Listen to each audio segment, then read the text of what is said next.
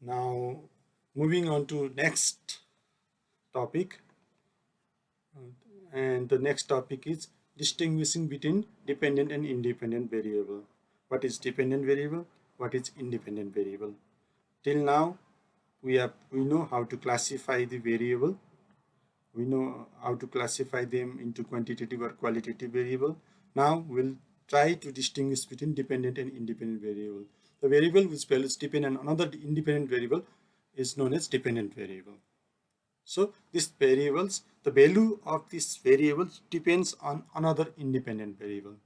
And this variable is sometimes called response or test variable.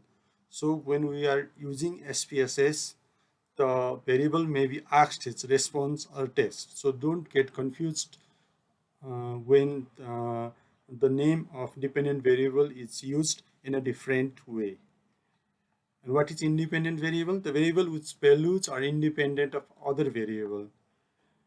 And so this independent variable, the values of this variable will not depend on other variable. And these are sometimes known as predictor or grouping or factor are related words. So whenever we use SPSS or other data analysis software, the name for independent variable may be predictor, or sometimes it may be asked as grouping variable, or sometimes asked it is given as factor. So uh, it will be more clear when we consider the example. So here is an example. We take 500 alcoholic people and take 500 non-alcoholic people. Then we look for the presence of liver cancer. 15 alcoholic people and 2 non-alcoholic people has liver cancer. So let's say this is a simple study.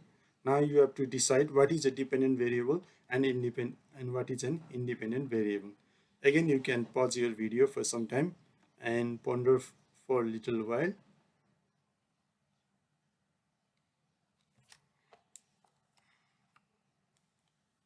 So the presence of liver cancer is a dependent variable, and and it is and it can have two level, yes or no. And what is an independent variable? Group, alcoholic and non-alcoholic. This is an independent variable. So the, whether a person will have a liver cancer, yes or no, will depend on the behavior of that person. If that person is alcoholic, we may have a liver cancer. If that person is non-alcoholic, he likely doesn't have a liver cancer. So the presence of liver cancer here is an dependent variable. Sorry, the presence of liver cancer here is an dependent variable. While the person, the group alcoholic and non-alcoholic is an independent variable, because the cancer doesn't decide whether patient is alcoholic or non-alcoholic, but the behavior of patient alcoholic or non-alcoholic likely decide if the person has liver cancer or not. Here is another example. This is the same example, and liver cancer, yes, no, and that there is a qualitative and nominal data, and the both here are qualitative uh, or categorical data. Qualitative data are sometimes called as categorical data. And is the next example. Again, you can pause for some time. A student decides to do a research on company comparison of Macintosh laryngoscope versus video laryngoscope in terms of ease of intubation in 100% divided into two groups. She defined ease of intubation at 5 levels: very easy, easy, slightly difficult, more difficult, very difficult. So what are dependent variable? What are independent variable?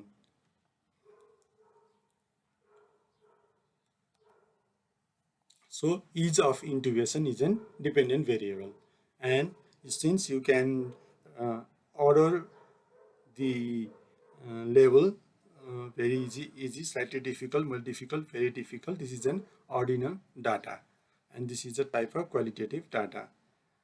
And technique of laryngoscopy is a independent variable, and it is a type of nominal data. Both are qualitative data. Uh, so the technique, there are two techniques of laryngoscopy given here: McIntosh laryngoscopy and video laryngoscopy. So this can be divided into two groups, and these two groups are independent variable. While ease of intubation, which may depend on the technique used for laryngoscopy, that is a dependent variable.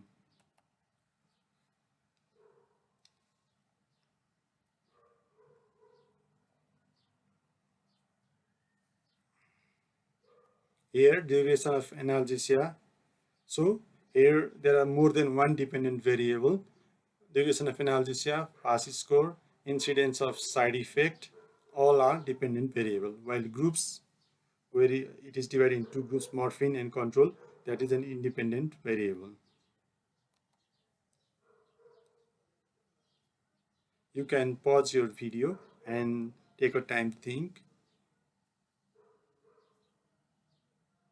Here, category of intubation, difficult, which can have two levels, difficulty or easy, that is a dependent variable, while BMI is an independent variable here.